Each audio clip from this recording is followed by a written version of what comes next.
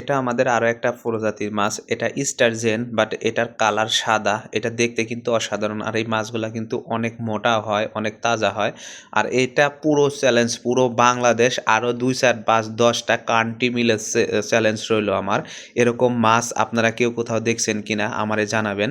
কারণ এরকম মাছ আমার বিশ্বাস পৃথিবীর বুকে ২-১ জায়গায় এরকম মাছ আছে, তাছাড়া নাই। আমাদের এইখানে আছে। কিন্তু এই মাছ কিন্তু এরকম বানানো অত সস্তা ছিল না।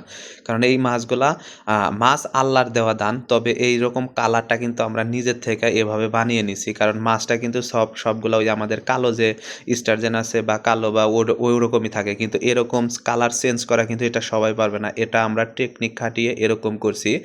মাসের পর মাস আমরা টেকনিক খাটিয়েছি, খাটানোর পরে মাছের কালার এরকম হইছে। তাছাড়া কিন্তু কোনোভাবেই সম্ভব না। এই মাছগুলা কিন্তু একটু কাটা যুক্ত। এই যে আমার নখের আগা কাটে গেছে। একটু ধরছিলাম, ধরার পরে ওইটার সাথে লেগে একটু কেটে গেছে। বাট মাছগুলা কিন্তু অসাধারণ। দেখেন এই যে মাছটা ধরতেছি, এই মাছের নাক হচ্ছে মাথার উপরে একদম। মাথার উপরে উপরের সাইডে নাক দেখেন কত বড় দেখা যাইতেছে নাক। ওই সাদা অংশ ওইখানে নাক, আর মুখের ওই এটা একটু বাঁকা।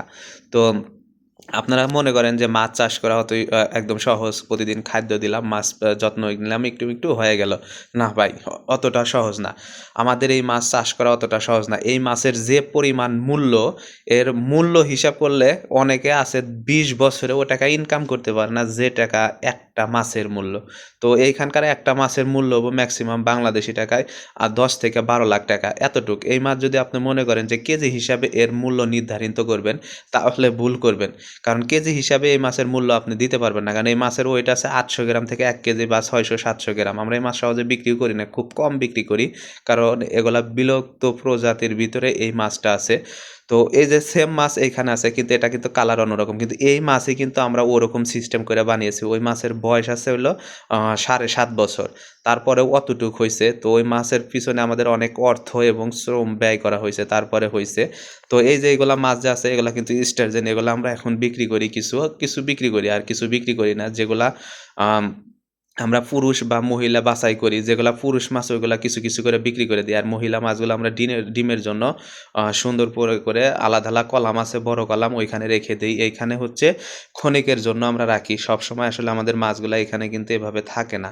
তো আমরা চেষ্টা করি সবসময় মানুষকে ভালো জিনিস দেয়। যে এই মাছটা যে আছে, মাছটা কিন্তু প্রবলেম আছে, যার জন্য মাছটা উল্টা রইছে। এই মাছটা অল্প দিনের ভিতরে মারা যাবে।